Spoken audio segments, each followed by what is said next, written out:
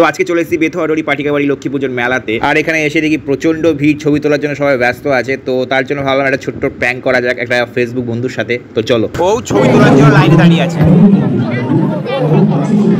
আমি অচেনা মানুষদের ছবি তুলে দিই, তো তোমার ওটা ছবি তুলে দেবো, দাঁড়াবে একটু? আচ্ছা আচ্ছা, হ্যাঁ হ্যাঁ, দাঁড়াও তোমার একটা ছবি তুলে দিই।